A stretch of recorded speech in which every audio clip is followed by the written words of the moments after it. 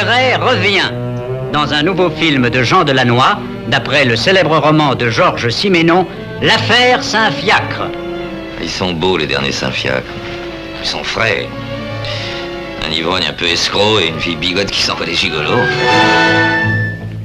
Une affaire comme jamais Maigret n'en a connu au cours de sa carrière. Une affaire qui le bouleversera.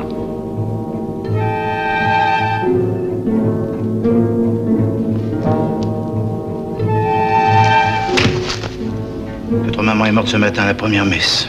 Mais je peux vous assurer qu'elle n'a pas souffert. Pas souffert? Un accident navrant? Non. Pas un accident, un crime. Un crime que j'étais là pour empêcher. Qu'est-ce que vous racontez là? Vous êtes fou? Un crime extraordinaire commis par le plus étrange des assassins. Va-t-il pour la première fois mettre en échec le célèbre commissaire? Et vous, hein? Vous deviez agiter le grelot, flétrir la débauche, monnayer les absolutions contre les mea culpa, les hosties contre les secrétaires. Eh bien, répondez-moi, dites-moi que ça n'est pas vrai. Mais dites-le donc! Vous connaissez l'assassin, n'est-ce pas? Dieu le connaît. Dieu le connaît, mais Maigret le découvrira. Il le découvrira parce qu'il a été enfant à Saint-Fiacre. Et pour monsieur, qu'est-ce que ça sera? Un redoudou et 3 sous, mon tata. Jules! Tu sais que moi aussi j'étais enfant de cœur. Parfaitement, et ici même, et j'ai servi l'office descendre comme toi. Maigret, c'est Gabin. Un Maigret Gabin, comme vous n'en avez pas encore vu. Ben, au fait, vous qui êtes d'ici, vous le connaissez peut-être, Sabatier, Lucien Sabatier. Oui, ça me dit quelque chose. C'est pas un petit brun? Si. Il travaille pas dans un château des environs? Oui. Paraîtrait même qu'il saute la châtelaine. Enfin, c'est peut-être des ondits.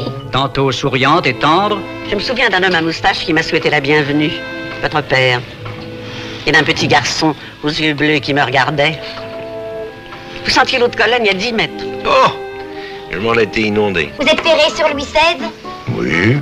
Moi, j'adore. J'en veux partout. On en mettra dans l'entrée, dans le living et plein la chambre. Un lit Louis XVI, c'est quand même autre chose qu'un cosy.